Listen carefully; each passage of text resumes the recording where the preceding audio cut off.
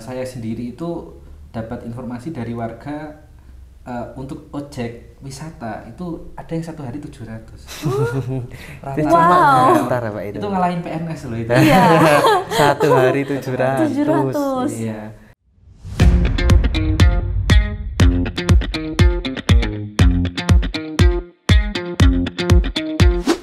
Halo Sobat Untidar, jumpa lagi di podcast Sareng Ngobrol Santai bareng Untidar. Bersama saya Aknur Sabrina hadir menemani Sobat Untidar selama kurang lebih 20 menit ke depan. Kalau biasanya kita berada di dalam studio, kali ini kita berada di tempat yang berbeda dan juga suasana yang berbeda juga. Dan selaras dengan pembahasan kita pada podcast kemarin terkait dengan pusat layanan KKN yang ada di Untidar, kali ini kita akan membahas terkait kegiatan KKN yang ada di Desa Sukomakmur, Kecamatan Kajoran. Dan kabar baiknya kita sudah bersama dengan dua narasumber kita yang luar biasa pada hari ini akan menemani kita ngobrol-ngobrol santai di podcast kali ini yang akan bagian informasi-informasi maupun cerita yang seru terkait dengan kegiatan KKN di Desa Sukomakmur. Mungkin langsung saja kita sambut dua narasumber kita yang luar biasa pada hari ini. Halo, selamat pagi Mas Aji dan Mas Ihsan. Ya, betul. Gimana kabarnya? Alhamdulillah baik, tapi kedinginan. Oh iya. Kok kayak tegang gitu ya? Waduh.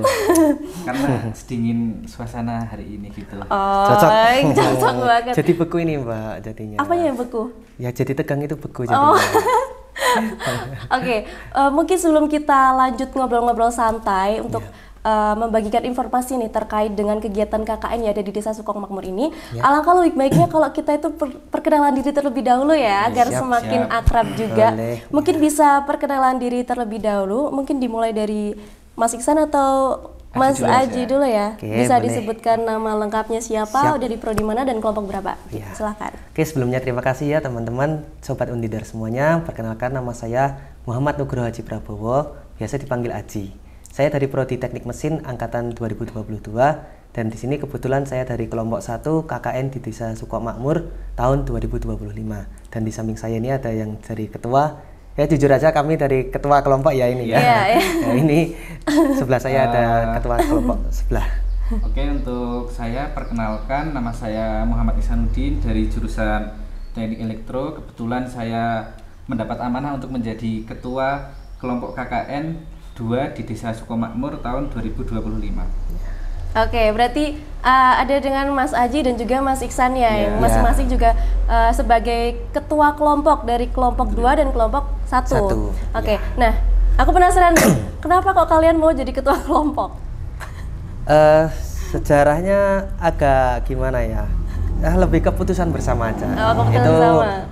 Suara terbanyak. Kemarin kita melakukan voting, itu ada beberapa kandidat Mbak. Jadi siapa yang terbanyak itu yang terpilih. Alhasil dari kelompok 1 saya yang terpilih. Oh, gitu. Oke, voting ya. Kalau Mas Ihsan gimana?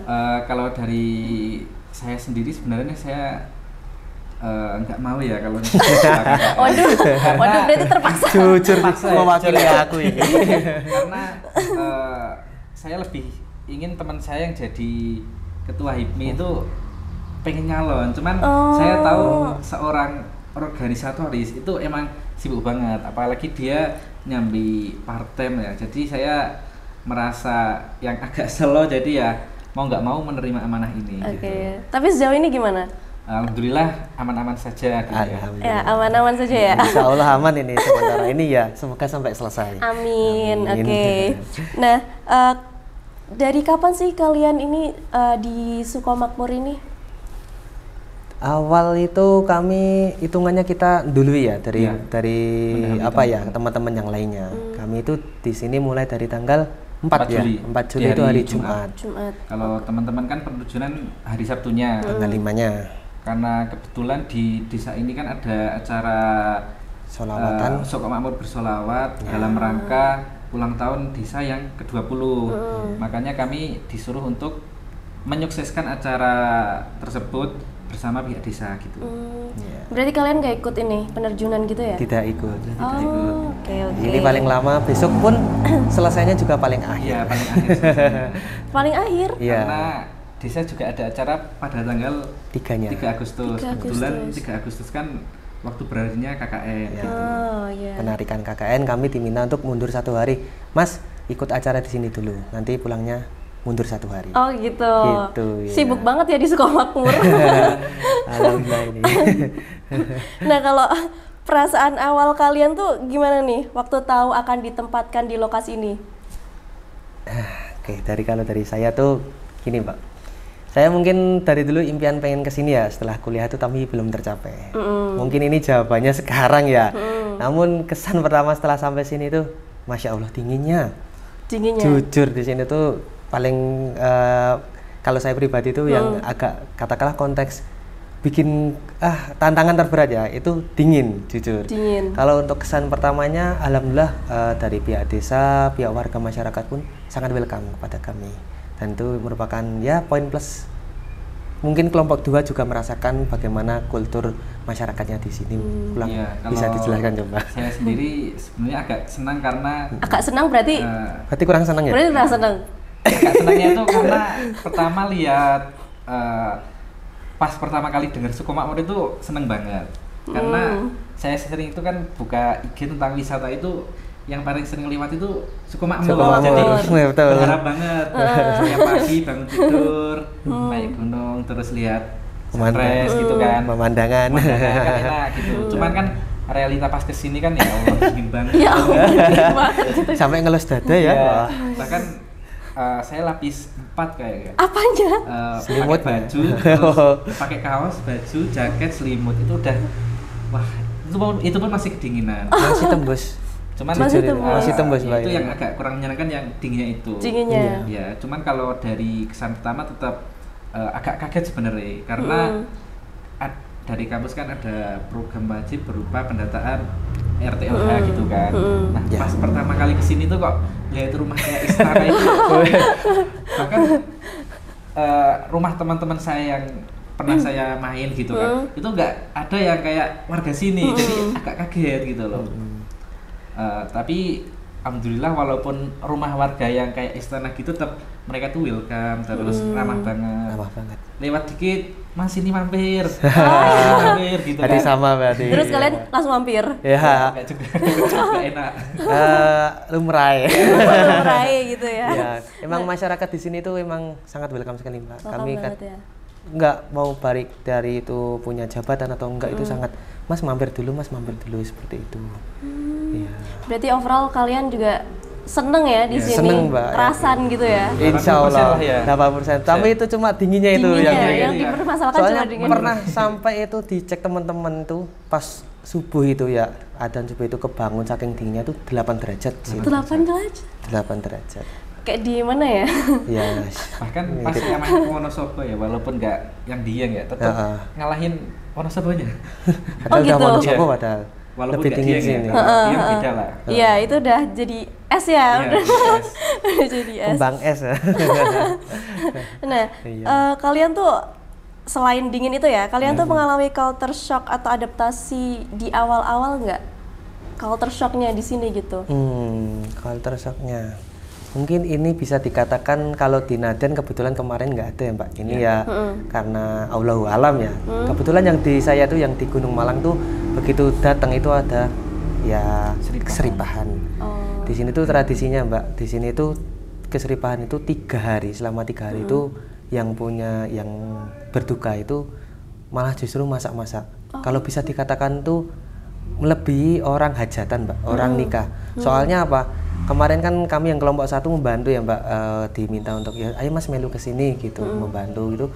Tiap hari masak, Mbak. Itu masakannya tuh prasmanan tuh sampai yang ditempatkan itu buat jamu tamu-tamunya yang pengen takziah itu sampai 4 rumah. Yang masaknya rumah. Itu? Iya, jadi itu di tiap rumah itu emang dipersilakan untuk kayak menggelar tikar itu buat menjamu para tamu-tamu takziahnya. Terus disuruh makan juga, Mbak. Selama 3 hari ya? Selama 3 hari. Itu yang kami, yang mungkin di sini ya mau semoga wae ora ya. Semoga panjang umur semua. Ini kebetulan aja itu culture shock yang kami rasakan khususnya di Gunung Malang. Tapi kemungkinan satu desa ya ini tradisinya kayak gitu. Satu desa. Tapi kalau yang saya alami di Naden itu culture shocknya lebih ke warga itu seroyal itu gitu loh. Gimana contohnya? Contoh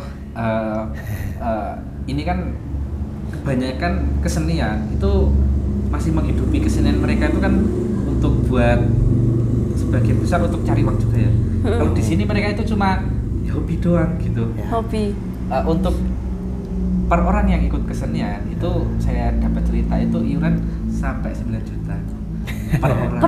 Per orang. Makanya kan beli alat-alat. Luar biasa banget. Belum lagi ketika ada kayak perbaikan jalan itu mereka kuat banget. Keluarin uang tuh udah kayak nyoh gitu. Jadi kagetnya di sini mereka itu seroyal itu. Bahkan ketika kemarin teman-teman kelompok kami itu kan pakai bawa motor metik kan, mau naik ke wisatanya kan nggak berani, kuat dan nggak berani gitu kan. Pas yang ada itu cuma 2 motor, padahal ada 6 cewek yang nggak bisa, yang pengen ikut tapi nggak ada motor. Nah kebetulan warga desa itu menawarkan diri sendiri untuk membantu kami naik, mengantarkan. Bahkan nunggu kami kira-kira 2 jam sampai selesai baru turun. Kan itu royal banget lah. Ya. Berarti emang ya warganya royal, baik gitu ya. Baik banget, welcome banget ya, dermawan ya. Betul. Berarti kalian udah pernah semua nih ke ini wisatanya apa namanya? Negeri Sayur Sukomakmur. Udah yang pernah? Kelompok 2 sudah semuanya. Kalau kelompok 1 belum semuanya. Oh, belum semuanya. Sebagian. Iya. Kenapa kok belum? Itu pada waktu itu bagi tugas sih, Mbak. Oh. Iya, jadi kebetulan yang beberapa itu kesini untuk pembagian proker, diskusi bareng. Terus ini Mas Iksan nawari, ayo munggah po gitu. Terus akhirnya pada naik. Kami yang di Gunung Malang itu kebetulan kerja bakti, Mbak. Jadi ya kalau Kim langsung pergi itu nggak enak sama warga juga. Soalnya bener yang dibilang Mas Iksan tuh welcome banget, royal banget. Jadinya ya udah kita ya wes lah besok wae diagendakan lagi gitu. Iya. Besok ya. Ya, besok. Jangan lupa. Sebelum selesai lah intinya. Iya, pokoknya harus ke sana ya. Padahal jauh-jauh dari kota sampai 1 jam sini ya. 1 jam ya, jauh banget. Oke, mungkin kita langsung masuk ke program kerjanya nih. Boleh. Ya. Kalau dari kelompok 1 dan 2 nih, program kerja kelompok kalian di desa ini itu apa aja dan apakah udah mulai jalan atau baru rencana saja? Dari Mas Iksan coba. Oke, untuk dari proker kelompok 2 itu ada 3. Yang satu wajib dari kampus yaitu pendataan RTLH gitu kan. Kebetulan kelompok kami sudah mau selesai, kurang kira-kira 5 orang lagi untuk pendataan. Nah untuk rencana program kerja yang kedua dan ketiga itu untuk awalnya kami memilih ide usaha dan UMKM untuk edukasi. Untuk pengabdian pemilihan program pemasaran online gitu kan. Nah tapi ketika sampai sini tuh ada kendala karena dari 199% masyarakat sini itu bekerja sebagai petani gitu kan. Dan bahkan petani di daerah sini itu udah kerja dari pagi, dan ketika paling awal pulang itu jam 2. Ketika nanti misal pun hari terang itu bahkan ada yang nyampe jam 5 sore. Makanya kan ketika kami mau mengadakan proker UMKM itu agak sulit karena warga lebih kendala waktu untuk, kendala waktu dan memberatkan pertanian mereka. Jadi ya kita juga nggak bisa memaksakan gitu kan. Jadi nanti mau beralih ke edukasi tentang sampah. Kebetulan juga ada pas kami bertamu ke rumah warga, mereka sempat meminta untuk terkait edukasi dan juga proker tentang sampah, pengelolaan sampah gitu. Kebetulan juga di sini kan desa wisata ya. Jadi kalau sampah tidak dikelola dengan baik, nanti kan takutnya sampah bikin bau, bikin risih pengunjung. Nah otomatis kan pengunjung bakal berkurang juga. Jadi saya rasa itu malah lebih cocok ketimbang yang tadinya UMKM gitu. Soalnya ya ketika saya mikir desa wisata mesti kan ada yang buat usaha. Tapi itu dikit banget dan itu tidak relevan. Lebih baik yang pengelolaan sampah juga gitu kan. Berarti ada RTLH itu yang wajib ya. Terus pemasaran online sama yang edukasi terkait sampah gitu. Nah kalau punya Mas Aji gimana? Oke, kalau untuk kelompok satu sendiri itu kurang lebih hampir sama, Mbak.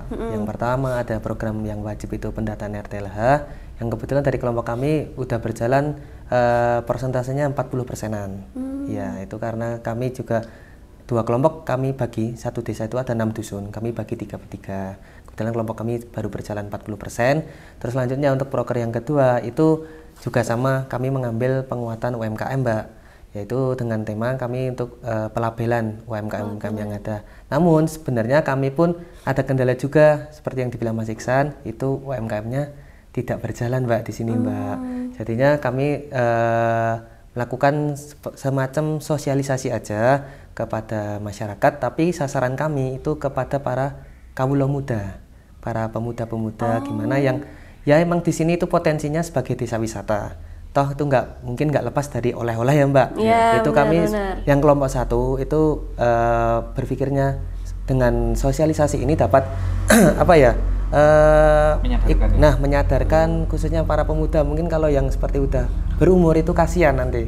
Apalagi di sini 99% petani. Jadinya nanti gimana ya kalau yang ikut berpikir itu yang nuwun sewu, yang udah ibu-ibu atau bapak-bapak, nanti takutnya mereka malah kebingungan. Jadi kami yang kelompok 1 itu sasarannya ke para pemuda. Terus selanjutnya itu sama, kami hampir mirip di digital marketing atau pemasaran online. Namun nanti kami di dalamnya itu terdapat pelatihan dalam pembuatan desain. Pembuatan desain untuk packaging dan beberapa ide contoh usaha yang kemungkinan dapat dijalankan di sini, Mbak, khususnya untuk oleh-oleh ya di desa wisata ini. Selanjutnya juga untuk hampir mirip juga di pemasaran lainnya, nanti kita mungkin membantu di bagian medsos seperti itu, Mbak. Ya, jadi perbedaannya kalau di Mas Iksan mungkin di pemasaran online-nya atau e-commerce-nya ya. Kalau kami nanti mungkin bisa di medsosnya. Karena balik lagi emang dari awal kami pun berpikirnya di sini desa wisata, jadi seperti itu, Mbak. Tapi namun di sini mungkin Mas Iksan pun juga udah dengar-dengar dari beberapa mungkin Pak Kadus atau siapa di sini tuh ada kendala masih pendidikan masih minim juga, seperti itu, Mbak. Tapi gitu. Untuk proker pokoknya 3 tadi. Iya, kalau dilihat sih memang agak selaras gitu ya kalian kelompoknya itu.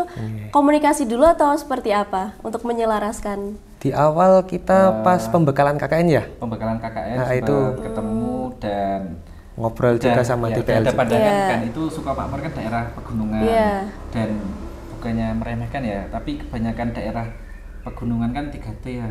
Jadi dengan SDM rendah gitu. Jadi udah ada gambaran umum nih. Tapi kan ada nilai plus dari Negeri Sari Sukamakmur yaitu sebagai desa wisata gitu kan. Jadi itu udah ada kita udah ada gambaran umum, oh ini mau ngapain, ini mau ngapain.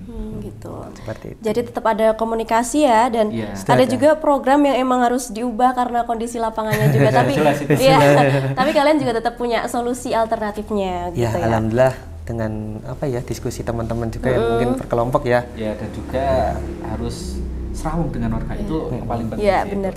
Solid ya, berarti kalian solid. Alhamdulillah. Oke. Kalau ini nih, keterlibatan warga dalam kegiatan program-program kalian ini seperti apa? Mas Isan dulu. Apa aku sih? Oke. Mungkin kalau dari kami Mbak, saya dari kelompok 1 itu yang pertama dari proker RTLH dulu. Itu keterlibatan masyarakat. Selain yang kami pendataan itu kan tetap welcome kepada kami untuk melakukan wawancara dengan beliau yang bersangkutan. Namun sebelumnya itu kan juga ada arahan dari Bapak Kepala Dusun. Jadi salah satunya keterlibatannya itu kami mendapatkan arahan dan beberapa masukan, Mas seperti ini ya besok kalau nyewani ke warga-warga seperti itu, Mbak. Untuk selebihnya karena prokernya kami juga masih rencana, belum berjalan. Jadi keterlibatannya kami belum bisa cerita secara gamblang. Namun mungkin yang dibilang Mas Iksan, kalau kita ketemu seram sama warga itu merupakan juga bisa dikatakan keterlibatan lah, Mbak. Kita jadi tahu problem-problem apa yang ada seperti itu. Kalau dari saya seperti itu. Kalau dari Mas Iksan gimana? Untuk keterlibatan warga, terutama yang saya alami di Dusun Naden sebagai pemilik Negeri Sayur Sukamakmur ya, itu untuk Pak Kadusnya itu komunikatif banget. Di WA itu udah kayak saya yang lama ya. Kamu itu. Tapi itu cepat banget, bisa telepon itu udah langsung, enggak kayak Nggak ada rasa canggung, nggak ada ya? rasa ibaratnya Pakai boh. sombong. Gitu ya. Iya. Dia welcome banget, terus komunikatif. Dia nyaranin, oh mas kalau mau ini nanti di jam segini nanti nemui siapa. Jadi tetap alhamdulillah tetap harus, kalau mau program ya tetap harus komunikasi ke kadusnya dulu gitu. Nah untuk keterlibatan warga pas kami survei mereka welcome banget, tapi ya itu di jam setelah mereka pulang. Setelah Itu mereka pulang. yang agak effort itu menyesuaikan jamnya.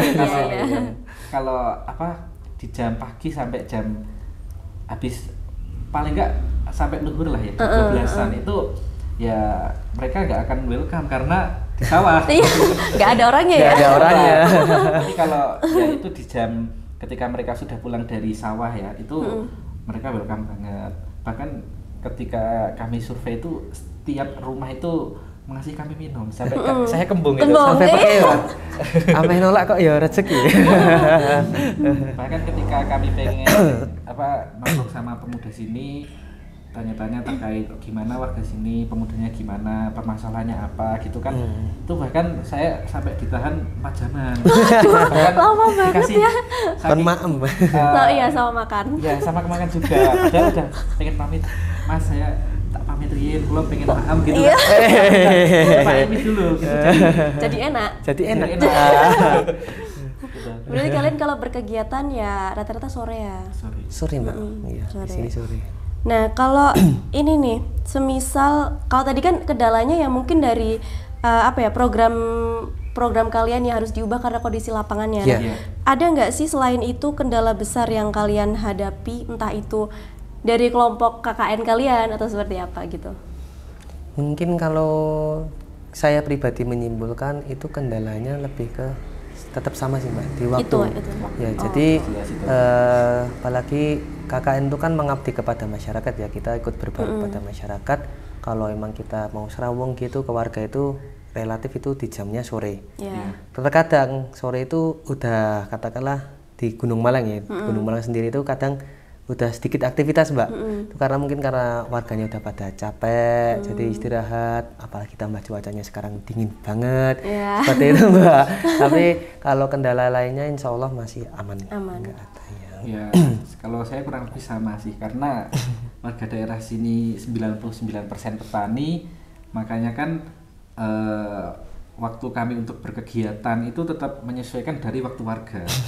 Ketika kami pengen melakukan pengabdian tapi warganya nggak ada. Iya, sama aja ya, mau melakukan ke siapa paling gitu nggak pas gotong royong aja. Oke, berarti nggak ada kendala ya, aman ya setelah itu. Oke. Terus ada nggak sih kalian momen yang paling berkesan atau lucu selama KKN di Sukomakmur atau ada momen cerita-cerita horor gitu atau gimana? Ada nggak? Kalau saya sendiri horor nggak ada sih. Aman. Aman-aman saja. Kalau lucu itu ya normalnya anak pegunungan, mereka itu ya ucapan-ucapan saya. Khas wong desa. Yang ketemu ya langsung ucap. Gitu, oke. Sensor gitu ya. Sensor. Kalau dari saya pribadi itu momen lucu itu apa ya Mbak? Kalau mungkin itu sih Mbak, kami yang kedinginan sih Mbak. Kalau saya itu selalu kedinginan ya dari tadi sih, Mbak. Terus pernah baru semalam itu teman-teman ngajak keluar itu cari makan Mbak. Itu kabutnya tebel banget, itu jarak pandang cuma 5 meter nggak ada. Nggak sampai. Banget itu mungkin semeter 2 meter. Nah, itu udah bagus itu, bener-bener jalan tuh. Itu kalau nggak hati-hati bisa nyemplung itu Mbak. Ada nyemplung. Serem ya kalau mau ke pegunungan lampu kuning. Harus lampu kuning biar bisa nyorot. Gitu Mbak. Kalau putih nanti takutnya tabrakan kan. Jangan sampai ya, jangan sampai. Nah, oke. Momen lucu lainnya mungkin kayak Mas Iksan tadi ya, warga karena di sini ya yes, wajar lah kita bisa ya bisa berbaur ya. Yang penting menyesuaikan gitu ya. Iya, ya. menyesuaikan. Oke. Terus ada nggak pengalaman atau pelajaran hidup nih yang kalian dapat dari KKN di Sukomakmur ini? Walaupun emang belum full 1 bulan ya ini, tapi kalian udah dapat apa aja nih? Siapa? Oke, siap. Kalau saya sejauh ini tuh yang penting kompak, solid itu udah wow banget.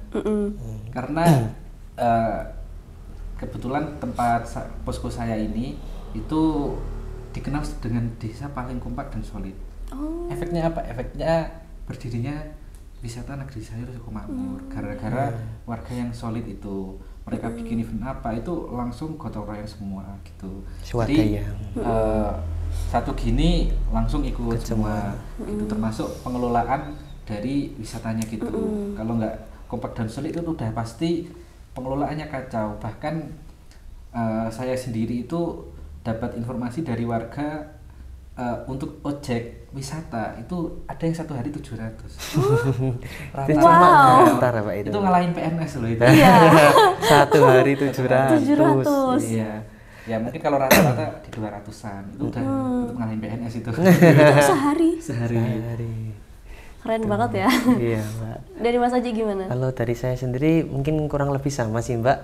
Itu solid, kekompakan warganya itu sangat kuat banget. Emang saya beberapa kali interaksi dengan warga itu ngobrol, memang beliau pada mengatakan, yes, seperti ini Mas kehidupan di desa, apa-apa itu digotong royongan bersama. Ya satu senang ikut senang, satu susah semua ikut membantu. Tetap mungkin kalau di perkotaan mungkin agak kurang ya. Kalau mungkin saya sendiri yang tempat tinggalnya asalnya ya bukan kota banget, tapi lebih jauh. Yang saya rasakan itu Mbak, kekompakannya khususnya itu. Terus tradisinya juga sangat tetap tiap desa itu, tiap daerah punya tradisi tersendiri-sendiri, itu juga menjadi pembelajaran yang berarti buat ya khususnya saya pribadi, mungkin teman-teman semuanya juga ya. Iya. Gitu. Ya, berarti banyak pelajaran yang bisa dipetik ya dari KKN di Desa Sukomakmur ini. Oke, ini menuju ke akhir-akhir ya, ini belum terakhir. Gak kerasa ya? Iya, gak terasa ya, udah berapa menit kita ngobrol-ngobrol ini. Kira-kira apa pesan kalian buat teman-teman yang belum KKN dan juga buat warga Sukomakmur sendiri ya, apa yang ingin kalian sampaikan gitu? Mungkin bisa dari siapa dulu? Mas Aji dulu aja. Oke, boleh. Kalau dari saya pribadi, mungkin untuk teman-teman yang belum KKN, entah itu yang satu angkatan ataupun yang adik tingkat, itu mungkin dari yang telah kami alami awal ini bisa mempersiapkan beberapa program kerja itu secara lebih matang. Benar-benar kita harus menggali ataupun bisa melakukan observasi ke tempat-tempat yang bakal dijadikan tempat KKN. Namun kendalanya itu karena kemarin tuh penempatan KKN-nya itu menurut saya sangat mepet dengan pelaksanaan itu, jadi kayak beberapa kendala terjadi pada kami khususnya di Desa Sukomakmur ini. Untuk warga Sukomakmur sendiri mungkin tetap saya rasa sudah cukup banget sih Mbak. Terutama tetap kalau masalah kesolidan itu kerjasama bareng itu sangat udah kompak sekali. Bahkan untuk pemerintah desa pun untuk kami datang juga sangat welcome sekali. Jadinya untuk pesan saya pribadi untuk warga Sukomakmur ini ya tetap bukannya menggurui ya, tetap pertahankan hal-hal tersebut. Tapi pesan saya ayolah kita gali lagi potensi-potensi yang ada di Desa Sukomakmur ini, khususnya desa wisata ini, dengan mengikuti zaman yang ada. Seperti itu. Luar biasa ya. Kalau Mas Iksan gimana? Kalau saya sendiri menyambung dari perkataan Mas Aji bahwa penerjunan kelompok kami kan agak mepet ya. Dengan hal tersebut kan proker yang akan dijalankan itu harus emang dituntut untuk segera siap gitu. Makanya dari sekarang saya mungkin berpesan bahwa siapkan skillnya saja, terutama yang paling penting itu tentang DKV ya, baik dari fotografi, videografi, editing, terutama kendala di kelompoknya Mas Aji itu. Di kelompoknya beliau kan yang pintar di bagian fotografi itu ada, tapi yang editingnya itu yang kurang. Mohon maaf ya Mas ya. Aduh nggak tersinggung nih. Tapi ya itu skill-skillnya yang penting, terutama nanti tetap skill sosialisasi itu udah pasti penting. Karena saya dapat review dari warga itu KKN tahun 2023 ke bawah itu ada beberapa kelompok yang minggu 3 itu baru keluar untuk sosialisasi. Itu kan udah parah banget kan ya. Cuma di dalam diam di dalam rumah aja. Kan di sini itu ketika nggak bersosialisasi sama warga itu udah diganggu sama warga sendiri. Oh gitu. Iya. Dari awal alhamdulillah udah langsung nongkrong sama warga, jalan-jalan gitu. Soalnya sempat itu yang sampai poskonya itu dilempar batu kerikil gitu kan. Jadi skill pertama ya paling penting tetap sosialisasi. Berarti. Yang kedua ya itu nanti menyesuaikan skill masing-masing. Iya, yang kita butuhkan lah Mbak. Ya, soalnya kalau sosialisasi sendiri itu ya kita hidup mengabdi ya Mbak. Jadi bermasyarakat itu sangat penting. Bagaimana caranya kita menjaga sopan santun kita, apalagi membawa alma mater kampus itu juga sangat penting. Berarti emang yang utama ya kita harus serawung gitu ya, itu sama warga. Kunci pertama sih. Iya, kunci. Oke. Terakhir banget. Menurut kalian kenapa KKN itu penting untuk mahasiswa? Padahal kan mungkin banyak juga yang sering bilang kalau KKN ini udah nggak relevan gitu. Tapi menurut kalian gimana nih? KKN itu masih relevan ya Mbak ya, terutama alur budaya baik dari teknologi, dari perkembangan apapun yang ada di universitas dan di desa itu beda jauh. Ya mungkin ada yang bisa menyesuaikan. Nah makanya dengan adanya KKN itu membawa harapan budaya, baik budaya maupun perkembangan zaman maupun teknologi itu bisa dibawa ke desa. Tetapi masalahnya itu kenapa kok banyak yang bilang KKN tidak relevan, itu karena penerjunannya yang kurang siap. Jadi mungkin ya kita harus emang dari pihak kampus khususnya itu emang harus effort dikit untuk mencari emang daerah-daerah yang butuh KKN. Kalau saya rasa sendiri ya beberapa desa itu tuh ada yang udah maju gitu ya. Jadi kiranya tidak butuh untuk mahasiswa KKN itu masuk. Makanya ya KKN itu tetap penting, cuman mungkin salah penempatan aja gitu. Oh gitu, oke. Kalau dari saya sendiri itu tetap sama dengan alasan Mas Iksan tuh, KKN tuh menurut saya itu tetap masih penting Mbak. Kita sebagai mahasiswa, kita dituntut belajar di perkuliahan itu kan kita membuka lebar banget wawasannya Mbak. Meskipun ya itu tadi beberapa alasan dari Mas Iksan itu saya sangat setuju, mungkin penempatannya yang kurang relevan, kurang pas itu salah satu faktornya yang mungkin di luar sana banyak mengatakan KKN itu sudah tidak penting. Tapi pada dasarnya, pada halnya sesuai lapangan itu kami ya kita khususnya yang tinggal di Indonesia itu masih banyak banget daerah-daerah yang membutuhkan kita sebagai mahasiswa yang sebagai agent of change ya itu bisa dikatakan ataupun kita sebagai penyalur ilmu-ilmu yang kita dapat selama di perkuliahan itu kita bisa membantu beberapa problem-problem yang ada di daerah yang ditempatkan Mbak. Jadi itulah beberapa alasan yang menguatkan menurut saya untuk KKN itu masih sangat penting. Selain itu juga melatih kita dalam berkehidupan kemasyarakatan. Itulah dari sebelumnya yang dikatakan Mas Iksan tadi, serawung itu sangat penting karena kita sebagai makhluk hidup itu sebagai makhluk sosial, kita tidak bisa hidup itu sendiri, apalagi kita sangat egois itu saya jamin itu nggak bisa. Jadi KKN ini merupakan ya tempat wadah untuk belajar Mbak. Jadinya kalau ada beberapa cerita-cerita yang lalu seperti itu, yaitu mungkin dari saya pribadi berarti kurang serawung berarti merekanya yang melaksanakan KKN tersebut juga pun belum menyadarinya seperti itu Mbak. Oke. Kesimpulannya kan orang serawung rapi musuh. Kok dur Mas. Asik gitu ya. Oke. Nah berhubung juga udah di kode-kode nih dari tadi kalau waktunya udah selesai. Iya, nggak kerasa. Cepet banget gitu ya. Cepet banget ternyata. Oke, itulah podcast kita pada hari ini. Terima kasih ya Mas Aji dan Mas Ihsan atas kesediaannya hadir di podcast kita kali ini.